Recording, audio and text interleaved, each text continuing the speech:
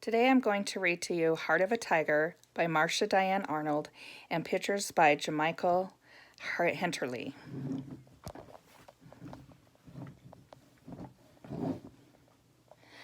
Among the animals there is a custom.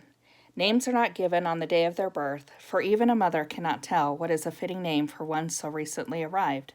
When a year has passed, a name day celebration is held, and each animal born the precious spring chooses its own name.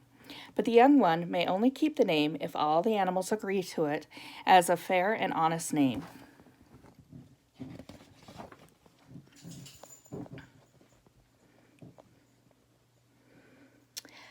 Visvasi and her kittens scattered as Master pushed the door and stomped past them. He had risen early to hunt the jungle for fowl for his family's dinner table.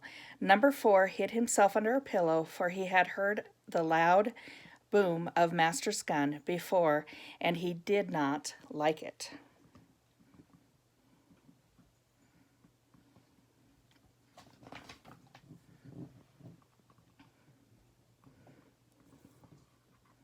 As the rumbling of Master's jeep faded into the forest, the kittens returned to more important matters.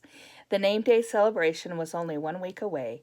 My name shall be Bahadur Shikari, mighty hunter, declared number 1, scouting the veranda for mice. I'll choose Rang Barange Keper, calico colors, added number 2 as she sat grooming her long fur. Ceylani Adventurer will be my name, called number 3, from high in the jasmine trellis. And you, number 4, asked 2, turning to the small gray kitten who had finally pulled his head from beneath the pillow. What will your name be, smallest of all? Why, well, I haven't decided, he mumbled as he straightened himself and stared into the forest. Being the runt of the litter, 4 supposed he should name himself smallest of all. But he was afraid if he named himself that, it would always be so.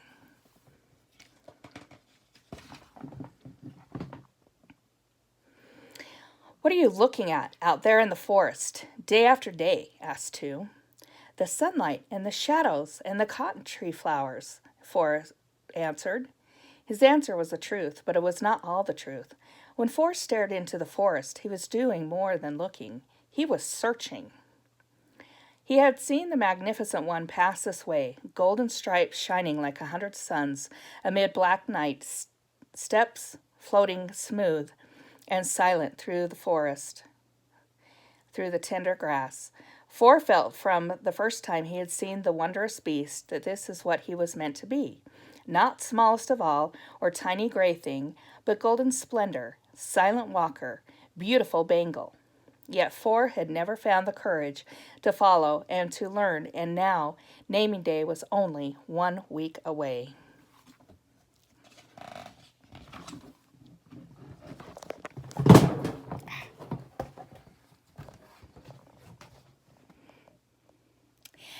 As the sun's first rays lit the sky, and the lights and shades of the forest began to play tricks, 4 did not stop to think of the dangers of the forest or the comfort of his pillow. 1 week before naming day was all he thought, and he ran deep into the forest in search of beautiful Bangle.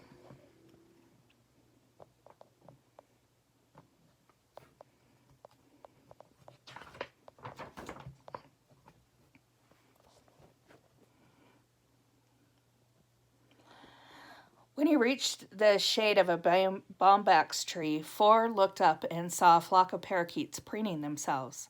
What are you doing so far from the plantation? Said one. I'm searching for Bangle, 4 answered. So I can learn to be like him and give myself a name like his on naming day. The parakeets tweeted uncontrollably, nearly falling from their perches. Do you see my bright feathers? Chirped one. Without them, I would not be a parakeet, and in your murky gray coat, you will never be a tiger. With this, all the parakeets shrieked, Murky gray coat, murky gray coat. 4 peered at his reflection in a rain puddle. He sat for a while, stared again into the forest, then rose and walked determinedly on.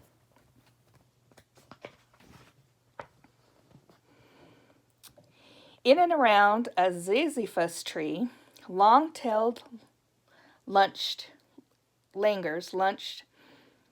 "What is this small gray spot among the fallen fruit?" asked one of the langurs. "It's me, Four. I'm searching for Bangle so I can learn to be like him and give myself a name like his on naming day." The langur chuckled and chattered. "The Bengal tiger would eat me in 2 bites, but you, little gray spot, he would eat you in 1. All the monkeys broke into rude laughter. "One morsel should be your name. One morsel, they teased. "And your name should be the messy one," said Four. But the langurs did not hear. Their laughter turned to screeching as they scrambled to the highest branches. "Cow, cock, cow, cuckoo!"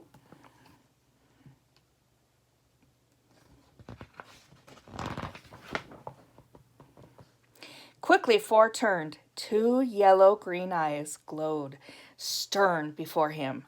A golden forehead wrinkled in annoyance. White teeth flashed.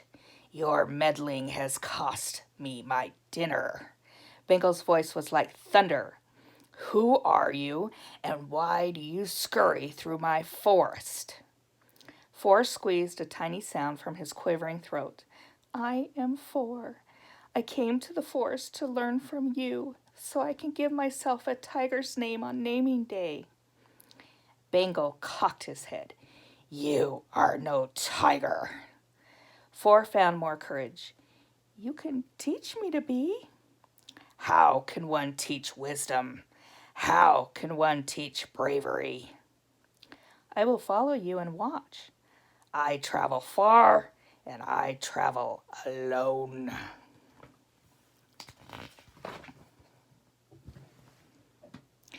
"I will not ruin your dinner again," Four promised. "Oh, Bangle, I cannot live with a small, gray, ordinary name. In my heart, I am bigger than what you see." Bangle's eyes softened, but his voice was firm. "Return to your mother, little Four, before it is too late." Silently, he glided into the yellow-brown thicket and disappeared. In the distance came a peacock's cry.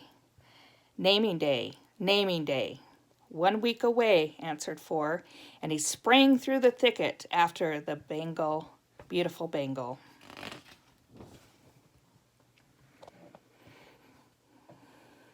Days and nights Four followed Bangle. His paws became bruised, his fur grew matted, and his stomach was sometimes empty. But he learned much about when to be silent in the forest, where the best water holes were, and how to live wisely and strongly on his own. After a time, Four became too weary to keep up. Walking across the flat grassland, he came upon a large rock and crawled into its high crevice to rest. "Tomorrow I will track Bangle and find him again," he said, as he curled his tail around his nose and fell asleep.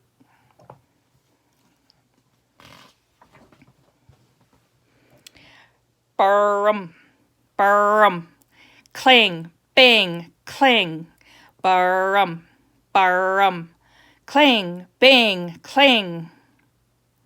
Four woke to see men moving steadily across the savannah.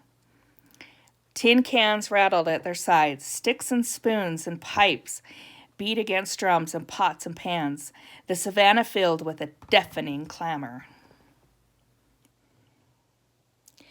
Where the river ran at the other side of the savannah, Four saw elephants lumbering toward the beaters. Elephants unlike those he had often seen passing through the forest. These elephants carried large decorated baskets on their backs, and their jewel-covered skins sparkled in the light. Squinting his eyes against the sun, Four saw that the baskets held men and the men held guns.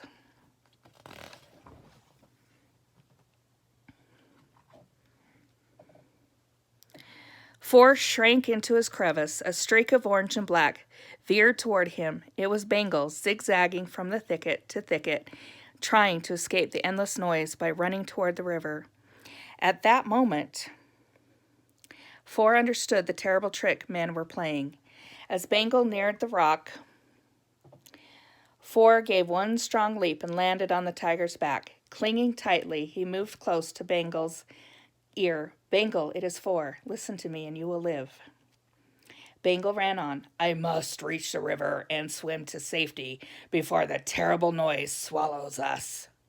No, Bengal. The elephants block the river. I have walked before among elephants, the tiger insisted. Four spoke more firmly. Upon these elephants ride men, and in their hands is death. I saw them from my perch high on the rock.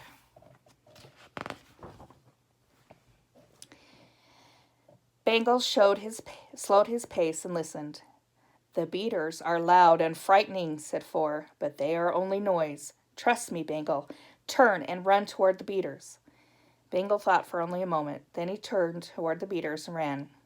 Screaming in terror, the beaters darted in all directions. Sticks and spoons and pipes flew into thickets. Drums and pots and pans dropped in the grass. The men with guns were left alone on the far side of the savannah.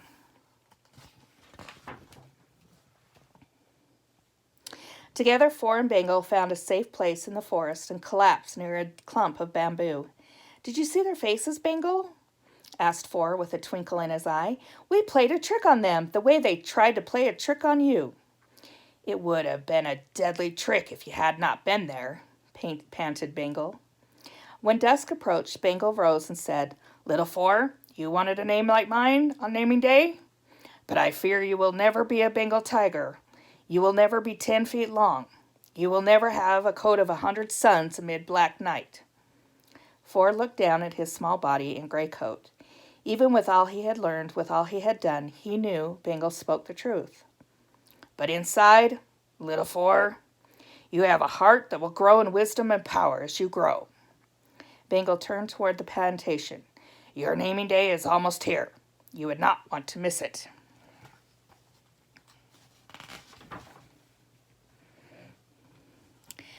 On naming day, the Indian sun woke the plantation early.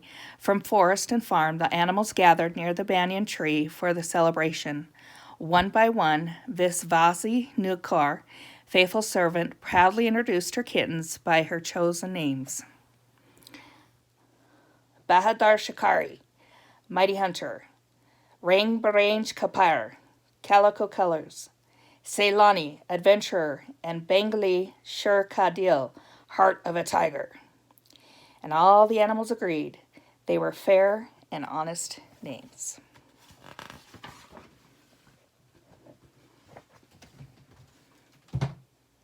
The end.